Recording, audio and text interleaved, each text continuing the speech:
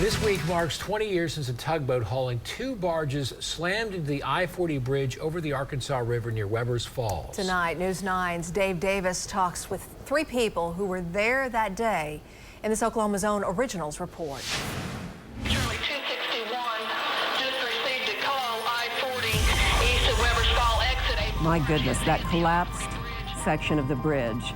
Right now, dive crews are on the scene looking for people who are still trapped beneath the water. A barge has hit the I-40 bridge. Reality of the I-40 bridge collapse was even worse than the initial reports. On Sunday, May 26th at 7:45 a.m., the towboat Robert Y. Love, hauling 2 empty asphalt barges, slammed into Pier 3 of the Interstate 40 bridge just downstream of Weber's Falls. 500 feet of the bridge came crashing onto the barges below. The captain that day was Joe Deadman.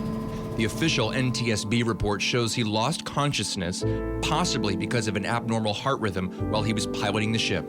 It's estimated Deadman was unconscious for several minutes. When he woke up, he said he remembered seeing a vehicle plunge right off the edge of the broken bridge and then sounding an alarm. It's hard to find video from May 26th without seeing a silver Dodge Dakota that didn't go off the edge. We was on our way to Arcoma. My husband was supposed to preach, but hey, we didn't make it. That was Max and Goldie Alley's truck. Despite a broken back, broken rib, and punctured lung at least between them, Max survived and preached regularly another 10 years. Goldie just died last October. I spoke with her a month before she passed away. We stood there and watched that traffic go in that water. I told Max, I said, Max, we got to do something. And he said, well, Goldie, we'll just pray. The NTSB determined 11 vehicles with 19 people inside total went off the bridge. 14 people died, most of them drowned. In his decades of service in the Navy, as the current Verdigris police chief, as a firefighter in Muskogee, Jack Shackelford told me he has still never seen anything like it. Do you still have trouble with it now 20 years? Not until I talk about it.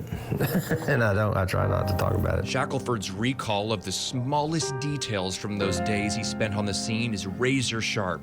But someone he could never forget is the youngest victim, 3-year-old Shay Johnson. I actually picked her up off the airboat and put her in the body bag and carried her up to the processing where they had a temporary morgue set up.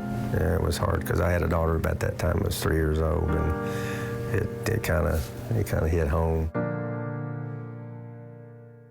No one was ever charged with a crime for the I-40 bridge collapse. There were lawsuits that were settled.